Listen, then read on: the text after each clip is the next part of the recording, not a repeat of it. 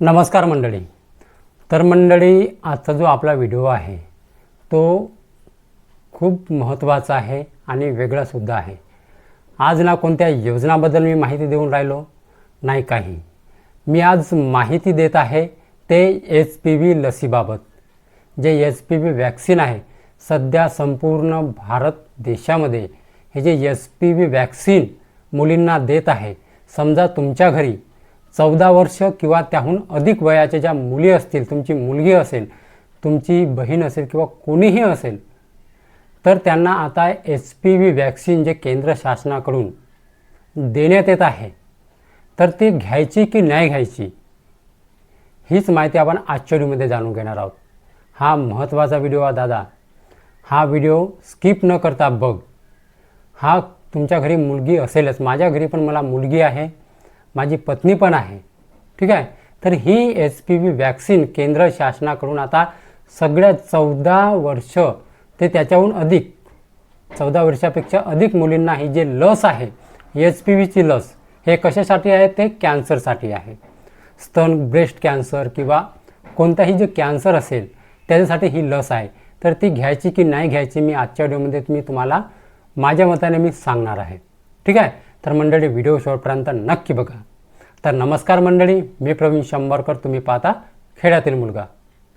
तर मंडळी, ही जी HPV vaccine आहे जे 14 वर्षावरील म्हणजे अधिक मुलींना, ज्यांचं 14 वर्षाच्या वर वय आहे त्या मुलींना ही वॅक्सिन देण्यात येते. कशासाठी?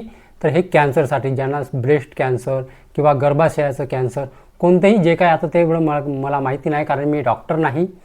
पण कसं आहे, हे तुम्हाला आत्ता कळत आहे हे HPV वॅक्सिनबद्दल. पण मला 1 वर्षा अगोदरच माहीत होतं आणि मी याच्यावरती व्हिडिओ पण बनवलेला आहे. जे इमेज आहे तुम्ही स्क्रीनवरती बघत आहात. ठीक आहे.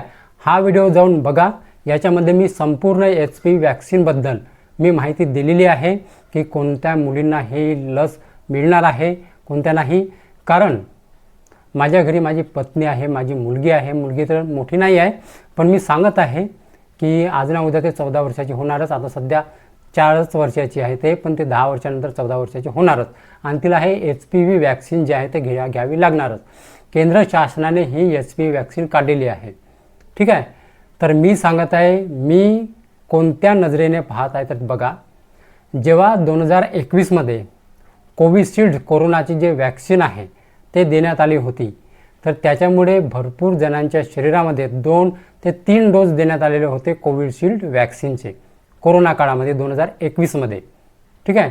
तर त्या वॅक्सिनमुळे भरपूर जणांना हार्ट अटॅक किंवा नपुंसकता जे काही रोग आहेत ते दिसून येतात आणि असे सिद्धसुद्धा केलेले आहे. ठीक आहे. आता हे कुणी सिद्ध केले माहीत नाही, पण सिद्ध झालेलं आहे की त्या वॅक्सिनमुळे जे मोदी सरकारने किंवा केंद्र सरकारने म्हणा, जे सगळ्यांना अनिवार्य केले, जर ते वॅक्सिन नाही घेतली तर तुम्हाला STमध्ये प्रवास नाही, तुम्हाला रेशन धान्य मिळणार नाही, ह्याचा भीती दाखवलेली होती. ते संपूर्ण आता संपूर्ण जे आपलं जे व्यक्ती आहेत, जे जग आहे ते पस्तावत आहेत. म्हणजे आता माझ्या भाषेमध्ये तर पस्तावत आहेत म्हणतं, म्हणजे काय ते तुमच्या भाषेमध्ये काय म्हणतात ते मला माहीत नाही. तर मी त्या नजरेनं पाहत आहे. परत एकदा केंद्र शासनाने ही HPV वॅक्सिन काढलेली आहे. कोणासाठी? तर 14 वर्ष किंवा त्याहून अधिक मुलींसाठी, ज्यांचं वय आहे 14 वर्षापेक्षा जास्त ज्या मुली आहेत त्यांच्यासाठी, म्हणजे 14 वर्षापासून मुलींसाठी. तर ही आता केंद्र शासनाने वॅक्सिन काढलेली आहे. तर माझ्या मताने तर मी हात जोडून विनंती आहे की तुम्ही तुमच्या मुलींना, तुमच्या ताईंना, तुमच्या पत्नींना ही वॅक्सिन घ्यायला लावू नका. ठीक आहे. कारण ही जी मोहीम आहे ते शाळेमध्ये, म्हणजे सरकारी शाळेमध्ये सुद्धा, कॉन्व्हेंटमध्ये सुद्धा ही जाऊन राबवणार आहेत. वॅक्सिन त्या मुलींना शाळेमध्ये जाऊन सुद्धा देणार आहेत. तर पालकांचं एकच कर्तव्य आहे की सरळ शाळेमध्ये जाऊन तुम्ही शिक्षकांना सांगा की ही जी HPV वॅक्सिन आहे ते माझ्या मुलींना द्यायचं नाही. कारण मला जे आहे सरकारवरती भरोसाच उरला नाही आहे, म्हणजे भरोसाच नाही आहे, विश्वासच बसत नाही आहे सरकारवरती. ठीक आहे. ह्या व्हिडिओद्वारे मला भडकवण्याचा गुन्हासुद्धा माझ्यावरती दाखल होऊ शकतो. तरी पण मी आज हा व्हिडिओ मोठं मन करून भीतीने मी बनवत आहे. कारण आजकाल कोणाबद्दल जर काही बोललं तर डायरेक्ट अरेस्ट होते, म्हणजे जेलमध्ये टाकलं जाते. म्हणून आता मी तुम्हाला जबरदस्ती नाही करत आहे की तुम्ही तुमच्या मुलींना वॅक्सिन द्या किंवा नको द्या. मी तुम्हाला जबरदस्ती करत नाही. ते तुमच्या मतावरती, म्हणजे तुमच्यावरती अवलंबून आहे की तुमच्या मुलींना वॅक्सिन द्यायचं की नाही द्यायचं. आधीच आपल्या भारतामध्ये मुलींची जी संख्या आहे फार कमी आहे. आणि ही मुलगी म्हणजे एक प्रकारचा मी सांगतो ना, कुटुंबामध्ये तुम्हाला मुलगा नाही झाला तरी चालेल, पण मुलगी आवश्यक आहे.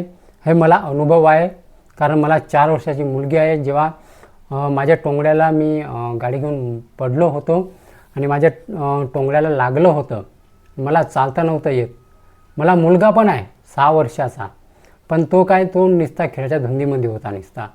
पण माझ्या मुलींनी, मी जेव्हा पण मला असं चालता नव्हतं येत, एका पायाने चालावं लागेल लंगडत, तर माझी मुलगी मला हात धरून स्वतः जेवण, एक दिवस मला लघवीकडे लागली होती. मी पलंगावरून मी खाली उतरलो, जस्ट खाली उतरलो त्यांना, आणि माझी मुलगी जेवण करता उठली आणि माझा हात धरला. पप्पा म्हणे कुठे जायचं, तर मला लघवीका लागली आहे. तर तिने माझा हात पकडून स्वतः लघवीक नेला आहे. ठीक आहे. मुलगी असणे आवश्यक आहे. एकदा मुलगा नाही राहिला तरी चालते, पण मुलगी पाहिजे आपल्या कुटुंबामध्ये. मुलगी, मी सांगतो ना दादा, खरंच ज्यांना मुलगी आहे ना ते खूप श्रीमंत आहेत. अंबानी त्या अडानीपेक्षा श्रीमंत आहेत. मुलगी पाहिजे. तर मंडळी, आज आपण जो विषय आहे तो आपला HPV वॅक्सिनचा आहे. तर या HPV वॅक्सिनमुळे आता खरंच हे काय आहे ते मला माहिती नाही, पण मी आता जे केंद्र शासन जे मोहीम राबवत आहे, HPV वॅक्सिन घेणं अनिवार्य आहे मुलींना. तर मी तुम्हाला जबरदस्ती करत नाही की तुमच्या मुलींना तुम्ही वॅक्सिन नका देऊ बा म्हणून. तुम्ही तुमच्या याच्यावरती अवलंबून आहे, तुमच्या मताने, की तुमच्या मुलींना वॅक्सिन द्यायचं की नाही द्यायचं हे तुम्ही ठरवा.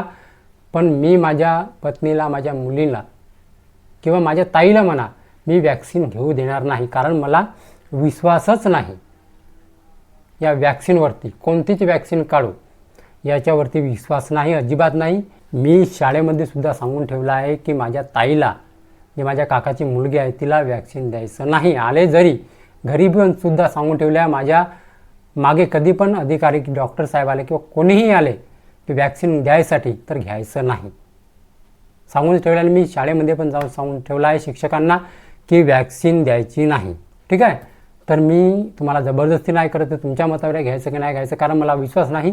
कारण या व्हिडिओवरती मला भडकवण्याचा गुन्हासुद्धा माझ्यावर दाखल होऊ शकतो. ठीक आहे. ते तुमच्या मताने आहे. ठीक आहे. तर मंडळी, हीच होती आजची माहिती.